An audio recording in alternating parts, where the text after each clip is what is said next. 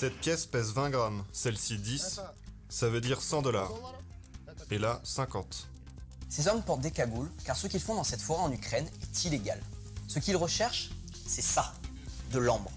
Une résine fossilisée qui se vend cher sur le marché noir de la joaillerie, un marché qui pèse plusieurs centaines de millions d'euros.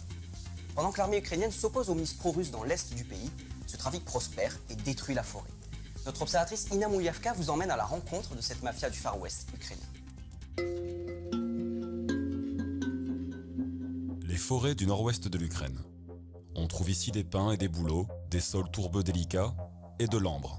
Fossilisée il y a 40 millions d'années, cette résine se trouve désormais au cœur d'un business illégal estimé à 500 millions de dollars annuels qui ravage la forêt et la région. Bonjour Ina, merci d'être avec nous. Salut Derek. Tu es notre observatrice ici dans la région de Rivne. C'est donc ce qui se produit avec l'ambre. C'est terrible, mais est-ce aussi dévastateur que cela en a l'air? L'écosystème de cet espace naturel est très fragile et toute intervention humaine peut être désastreuse.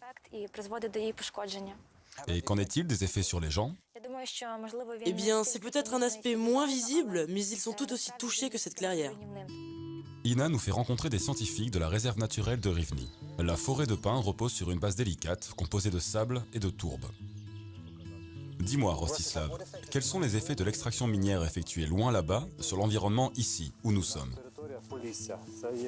La forêt dans cette partie du pays se trouve dans des zones humides. Ici, il y a beaucoup d'eau concentrée dans des marais ouverts et la nappe phréatique est contaminée par l'extraction de l'ambre.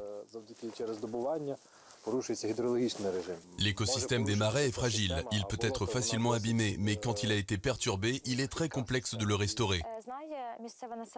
Les habitants de la région savent-ils à quel point l'écosystème est fragile et quels effets cela peut avoir? Beaucoup de gens ici ne sont pas au courant, ils n'ont pas envie d'être informés. Parce que tout ce qui les intéresse, c'est d'avoir des biens matériels tout de suite. Et l'extraction minière de l'ambre est un moyen d'obtenir une maison, une voiture, etc. C'est difficile d'expliquer à ces gens l'importance des marais. Alors que nous rentrons en voiture, nous tombons sur un attroupement. Des habitants manifestent et défient des policiers lourdement armés. Qui sont ces gens à ton avis? Des mineurs? Klesiv est une des 3 villes qui constituent le triangle de l'ambre, et les inconnus n'y sont pas les bienvenus. Ils n'ont pas assez d'hommes pour faire la guerre, mais ils envoient des flics ici. Pourquoi filmez-vous? Dégagez! Est-ce que les habitants se méfient des activistes comme toi? Ils n'aiment pas ce que nous racontons, parce qu'ils pensent que l'ambre est le seul moyen de gagner sa vie. Ina finit par découvrir comment la tension est montée. La police a confisqué une pompe qui était installée illégalement et a essayé de l'embarquer. Les habitants n'ont pas apprécié et ont bloqué la voiture des policiers pour leur demander de rendre la pompe. Face au refus des forces de l'ordre, les habitants ont crevé les pneus de la voiture de police.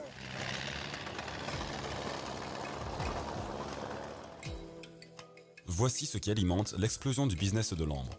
L'ambre d'Ukraine atteint des prix élevés sur le marché des bijoux. L'ambre d'Ukraine provient du sol, loin de la mer. Cette résine fossilisée est de bonne qualité et possède une variété unique de couleurs. C'est comme cela que nous pouvons faire ces images, à partir de poussière d'ambre. Il existe 80 couleurs d'ambre. L'ambre de la meilleure qualité peut valoir jusqu'à 5 000 $ le kilo.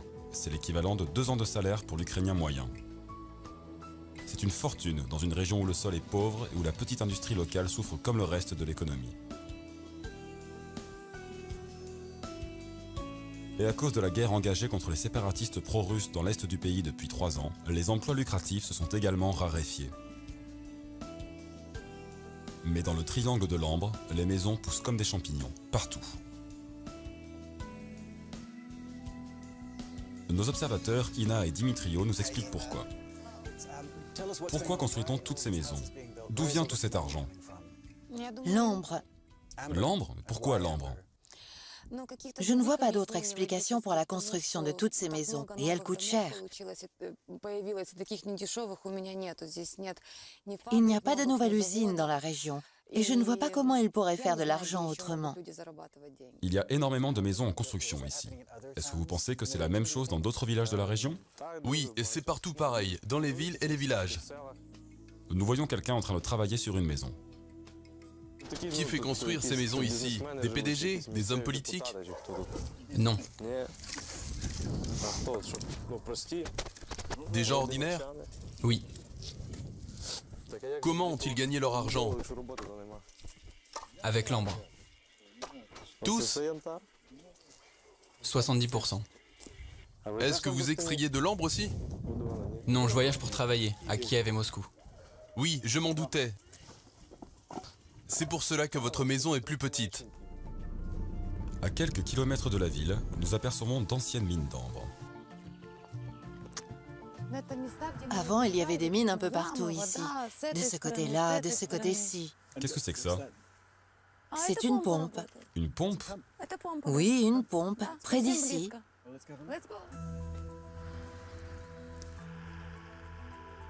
Les mineurs nous disent d'abord de partir, mais nous laissent finalement filmer, à condition de ne pas révéler où ils travaillent. Nous voulons une vie normale. Nous voulons manger de manière décente, bien élever nos enfants, avoir des voitures. Voilà ce que nous voulons. Tout le monde veut ça. Il n'y a pas d'autre travail? Quel autre travail?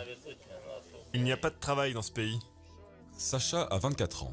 Il est marié et a une petite fille de 1 an. Sa femme est enseignante et gagne 100 $ par mois. S'il fait un bon mois, il gagne 20 fois cette somme. Vous devez payer quelqu'un pour travailler ici? Avant, on payait. On payait 900 $ par jour, parfois 1200. On payait un prix forfaitaire à un parrain local. Maintenant, nous ne voulons plus payer, et si la police débarque, ils nous prendront tout. Dimitrio prend de nombreuses photos, car il est rare que les mineurs s'expriment aussi ouvertement. Comment fonctionne la pompe? La pompe est là-bas. C'est un vieux moteur Mercedes.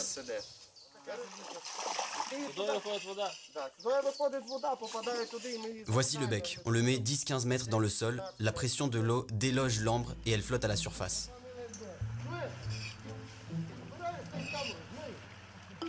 Quelques minutes plus tard, Combien cela vaut-il? Cette pièce pèse 20 grammes. Celle-ci 10. Ça veut dire 100 $. Et là, 50. les mineurs affirment qu'ils partagent leurs revenus avec la communauté. Parfois, nous aidons à la rénovation des routes, des arrêts de bus. Ils disent qu'ils utilisent leur argent, pas celui de l'État, pour réparer les routes et les arrêts de bus. Alors que nous quittons la forêt, Ina demande s'il n'est pas possible de sortir ce travail de l'illégalité. Beaucoup de gens évoquent l'idée de légaliser ce que vous faites. Ce serait une bonne chose. Combien d'impôts seriez-vous prêt à payer? Je serais prêt à payer 20 $ sur 100 gagnés grâce à l'ambre. Et rien si je ne trouve rien. Ce serait mieux que de payer pour sa protection. Vous devez payer la mafia, même quand la semaine a été mauvaise. Le lendemain, Dimitrio nous retrouve dans un restaurant local. Il travaille pour une ONG qui enquête sur la corruption dans la région de Rivne. Il surveille de près l'extraction minière de l'ambre et les affrontements avec la police.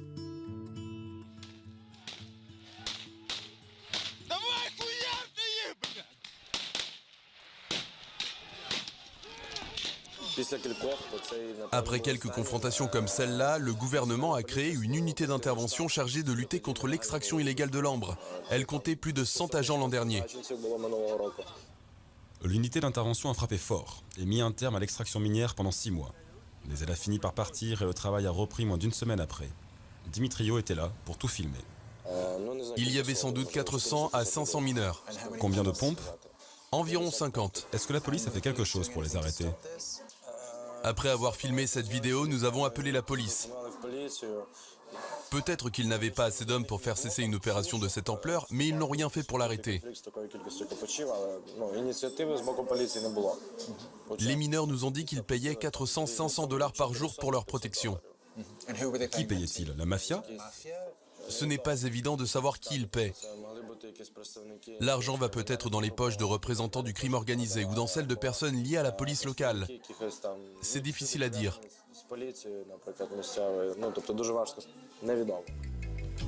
L'unité d'intervention est de nouveau opérationnelle. L'amende maximale pour extraction illégale étant de moins de 500 $, leur arme la plus efficace contre les mineurs est la confiscation de leurs pompes, qui peuvent coûter 5000 $. Le chef de l'unité explique que ces hommes ont confisqué 73 pompes en 2 mois. Qu'est-il arrivé aux mineurs qui utilisaient cette pompe? Je ne sais pas pour celle-là en particulier, mais en général, ils partent en courant. Des mineurs nous ont dit qu'ils payaient des pots de vin à la police. Est-ce vrai? Il est possible que cela arrive dans des cas isolés. Quel est le rôle de la mafia? Elle organise l'extraction de façon à ce qu'elle n'attire pas notre attention. Les parrains promettent à la population locale que la police n'interviendra pas, moyennant des sommes d'argent qui vont dans la poche de gangs criminels locaux.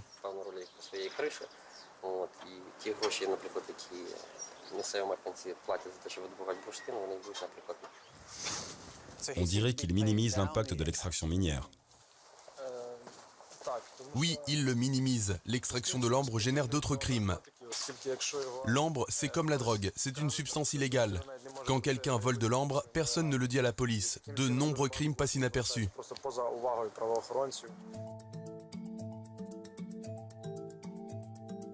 De retour à Clessif, les choses se sont calmées. La vie a repris son cours et les mineurs vont au supermarché avec leur tenue de camouflage et leur masque. Une femme s'approche de nous et insiste pour nous emmener à la décharge locale. Cette ville va mal car le gouvernement n'a pas fait son travail. Nous dépassons le croisement où s'est déroulée la confrontation. J'étais là. J'ai demandé à la police de ne pas utiliser les armes pour qu'il n'y ait pas de confrontation armée. Les gens sont en colère. Tout le monde doit survivre. Personne ne peut vivre avec une pension de 1200 hryvnia. Les mineurs d'ambre, ils aident les gens. Ils aident tout le monde. Larissa affirme que le gouvernement ne fait rien pour aider le village avec ses déchets ou ses autres besoins. Un des mineurs se joint à nous. Nous faisons ce que nous pouvons pour survivre. Nous le faisons avec nos propres mains. Nous participons à l'effort de guerre. Nous aidons les enfants, tous ceux qui ont besoin d'aide. Nous leur donnons ce dont ils ont besoin. Ils donnent de l'argent à des hôpitaux et des écoles. Ils effectuent des réparations et soutiennent les écoles primaires. Tout cela, c'est grâce à eux. Membre du conseil du village, Larissa ne se soucie guère de la provenance des bénéfices, pourtant réalisés à partir d'une activité illégale. Cette aire de jeu a été construite par des mineurs d'ambre, à leurs frais. Il n'y avait que des arbres ici. Ils ont tout nettoyé. Les mineurs, sont-ils des bandits ou des héros? Ce sont des héros. Ce sont des héros. Mais ce qu'ils font est illégal. Tant que le Parlement ne légalisera pas l'extraction de l'ambre, les gars devront cacher leur visage. Ils n'ont pas le choix. Lorsqu'ils financent la construction d'une aire de jeu et paient pour améliorer le village, vous ne pouvez pas parler de criminalité. C'est pour le bien de la communauté. Pour moi, ce sont des héros. Héros aux yeux des leurs, voyous pour d'autres. Les mineurs d'ambre de Clessif ne sont pas prêts de bouger pour le moment. Et tant qu'ils poursuivront leur activité, c'est la forêt qui souffrira.